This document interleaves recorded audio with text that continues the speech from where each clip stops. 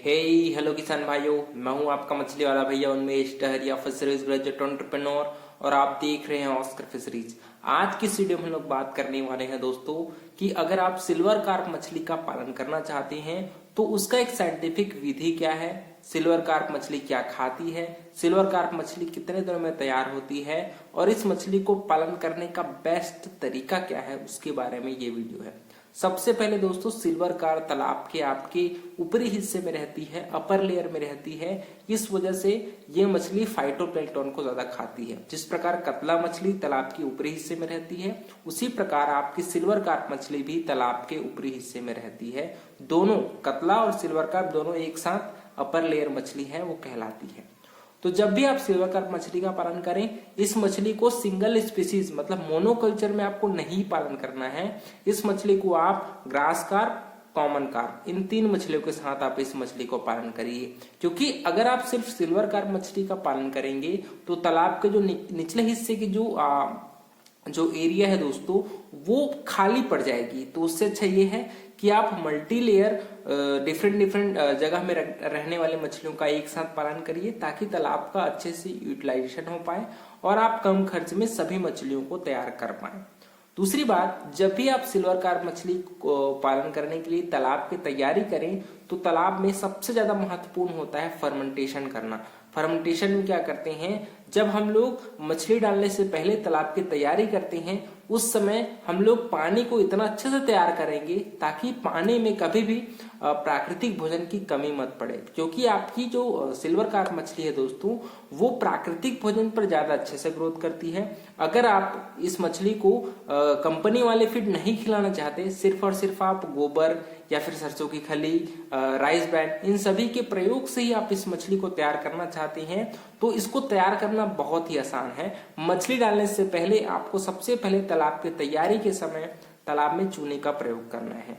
चूना लगभग आपको डालना है दोस्तों 100 किलो पर एकड़ के हिसाब से। चूना क्या करता है, चूना आपके मिट्टी और पानी की फर्टिलिटी को बढ़ाता है, आपके पानी में कैल्शियम आयंस की मात्रा को बढ़ाती है, जो अल्टीमेटली आपकी मछलियों के हड्डी को मजबूत बनाने में और ओवरऑल पानी की फर्टिलिटी को बढ़ाने में मददगार साबित होती है। और चूना डालते रहने से तालाब में ऑक्सीजन लेवल भी अच्छे से मेंटेन रहता है। इस वजह से चूना डालना बहुत ही फायदेमंद है।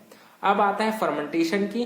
तो क्योंकि आपकी जो सिल्वर कार्प मछली है वो फाइटोप्लैंक्टन को ज्यादा अच्छे से खाती है, इस वजह से अगर आपके तालाब में फर्मेंटेशन आप बहुत अच्छे से करते रहेंगे तो तालाब में प्राकृतिक भोजन की हमेशा अधिकता रहेगी। और जब भी मछलियां अपने गलफड़े से पानी को अंदर लेंगी, बाहर करेंगी, तो उससे जो प्राकृतिक भोजन है दोस्तों, वो छन करके मछलियों के शरीर में पहुंचती है। इस वजह से सिल्वर कार्प मछली का पालन के लिए मेरे हिसाब से फर्मेंटेशन करना बहुत ही जरूरी होता है। फर्मेंटेशन में आपको 3 से 4 चीजों की जरूरत पड़ती है। एक तो आपकी अच्छी कंपनी की या फिर अच्छी आपकी गोबर होनी चाहिए, अच्छी क्वालिटी की। 1 से 2 दिन पुरानी गोबर का प्रयोग करिए। इसके साथ अगर आप चाहें तो आप मुर्गी का जो खाद होता है, प्योर लेयर मुर्गी का जो खाद होता है, उसका प्रयोग आप फर्मेंटेशन के लिए कर सकते हैं। इसके साथ कोई अच्छी फर्टिलाइजर आप देखिए, जिसमें DAP, single super phosphate, urea, इन सभी को आप 10 से 15 किलो तीनों को आप डालिए। और साथ ही साथ इसमें अच्छी कंपनी का कोई प्रोबायोटिक डाल दीजिए और कार्बन सोर्स के रूप में आप मोलासेस का प्रयोग कर लीजिए, है ना। इन 3-4 चीजों को आप एक गड्ढे में 3 दिनों तक पानी डाल करके सड़ाइए, और जब अच्छा सा घोल बन जाए तब आप इसको अपने तालाब में अच्छे से छिड़काई कर दीजिए। तालाब का क्षेत्रफल है वो आपका आधा एकड़ से 1 हेक्टेयर के बीच में होना चाहिए, क्योंकि जितना बड़ा तालाब होगा उतना अच्छी मछलियों की ग्रोथ होगी। छोटे तालाब में आप सिल्वर कार्प मछली का पालन मत करिए। छोटे तालाब में ऐसे मछलियों का पालन करिए जो आपके हाई स्टॉकिंग में उसको डाल सकें और ज्यादा अमाउंट में आप उसको पालन कर सकें। क्योंकि छोटे तालाब में अगर कम संख्या में मछली डालेंगे तो आपको उतना फायदा नहीं होने वाला, ठीक है। तो आपका तालाब है वो आधा एकड़ से 1 हेक्टेयर के बीच में, मतलब 2.5 एकड़ के करीब अगर आपका बड़ा सा तालाब है, उसमें आप सिल्वर कार्प मछली का अच्छे से पालन कर सकते हैं। अब आता है दोस्तों, आप फर्मेंटेशन आपने कर लिया। फर्मेंटेशन करने के बाद क्या होता है, 4 से 5 दिनों के बाद आपके पानी का कलर है वो मस्त हरा कलर हो जाएगा। तब आपको अपने तालाब में सिल्वर कार्प के बच्चे छोड़ने हैं। यहाँ पर देखिए, स्टॉकिंग डेंसिटी बहुत ही जरूरी होता है इसको जानना। सबसे पहले जो अपर लेयर मछली है, मतलब सिल्वर कार्प मछली, उसको दोस्तों आपको 40% की संख्या में डालना है। मतलब आईएमसी या फिर एक्जोटिक कार्प मछलियों का जब भी हम लोग स्टॉकिंग करते हैं, पर एकड़ अगर आप फिंगरलिंग बच्चे डाल रहे हैं, 10 ग्राम के बच्चे डाल रहे हैं, तो आपको पर एकड़ 5000 संख्या में बच्चे छोड़ने पड़ते हैं। उसमें से 40% अगर हम लोग काउंट करें तो लगभग दोस्तों 3000 बच्चा, है ना, सॉरी 3000 नहीं, 2000 से 2500 के बीच में आप सिल्वर कार्प के बच्चे अपन डालते हैं। वहीं अगर मिडिल लेयर मछली है तो उसको 30% डालते हैं, मतलब 1500 से 2000 के बीच में। और निचले हिस्से वाली, मतलब निचले जो कॉमन कार्प या फिर मृगल मछलियां जो रहती हैं, उनको हम लोग 1500 की संख्या में डालते हैं। तो टोटल 5000 के बीच में हम लोग फिंगरलिंग साइज के बच्चे तालाब में छोड़ते हैं। अगर आप वहीं पर एडवांस साइज के बच्चे अगर छोड़ना चाहते हैं, एडवांस फिंगरलिंग, मतलब लगभग 50 ग्राम, 60 ग्राम, 70 ग्राम इस साइज के अगर आप बच्चे छोड़ रहे हैं, तो पर एकड़ आपको 3000 की संख्या में तालाब में बच्चे छोड़ने चाहिए। क्योंकि जितने बड़े बच्चे आप तालाब में छोड़ेंगे तो उसका लाइफ साइकिल शॉर्ट हो जाता है और ये मछलियां जल्दी तैयार हो जाती हैं, ये मछलियां मरती कम है। तो मेरे हिसाब से एडवांस फिंगरलिंग बच्चे अगर आप तालाब में छोड़ेंगे तो आपको ज्यादा अच्छे से उसको तैयार करने का समय मिलेगा और आपको एफर्ट भी अपने मछलियों को तैयार करने में कम लगेगा। तो मेरे हिसाब से आपको एडवांस फिंगरलिंग साइज के बच्चे तालाब में छोड़ने चाहिए। अब आता है यार सिल्वर कार्प मछली को क्या खिलाया जाए। देखिए, खिलाने के लिए आप तो इस मछली को अच्छी कंपनी का जो पेलेटेड फीड आता है उसको आप खिला सकते हैं। प्रोटीन परसेंट की बात करें तो 28 से 30% के बीच अगर कंपनी वाले पेलेटेड फीड अगर आप खिलाएंगे तो आपकी सिल्वर कार्प मछलियां आसानी से 8 महीने में 1 किलो साइज तक पहुंच जाएंगी। अगर एडवांस फिंगरलिंग बच्चे डाल रहे हैं तो ये मछली 6 महीने में 1 किलो साइज की आसानी से पहुंच जाती है।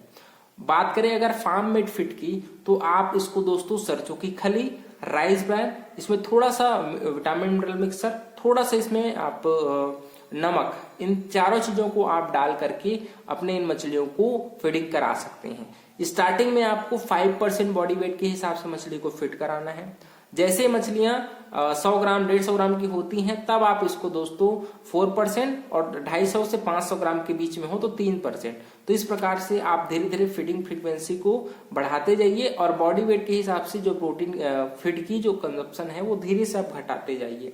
जैसे जैसे मछलियां बड़ी होंगी, मछली के फीड चार्ट को आपको जरूर फॉलो करना है। सिल्वर कार्प मछली का फीड चार्ट आपको गूगल में सर्च करेंगे तो आपको मिल जाएगा। तो फीड चार्ट के अनुसार ही मछलियों को फीडिंग कराना चाहिए।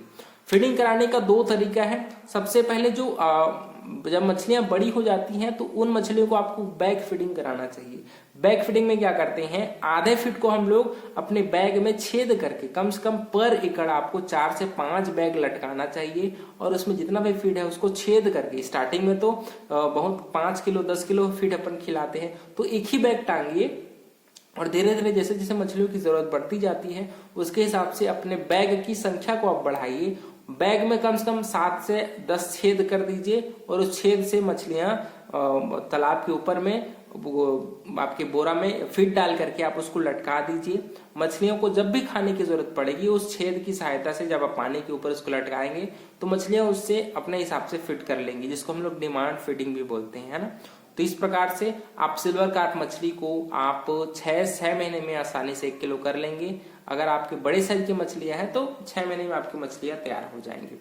सिल्वर कार्प मछली के पालन करने में ज्यादा दिक्कतें नहीं है, आसानी से ये मछली तैयार होती है। अगर आपके साइड मार्केट प्राइस इसका अच्छा हो तो आप सिल्वर कार्प मछली को अच्छे तरीके से पालन कर सकते हैं।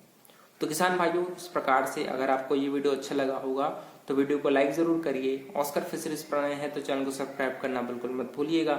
मिलते हैं अगले में किसान भाई, तब तक के लिए बड़ों का सम्मान करिए, छोटों को प्यार करिए, खुद का ढेर सारा ख्याल रखिए। Thank you, thanks for watching.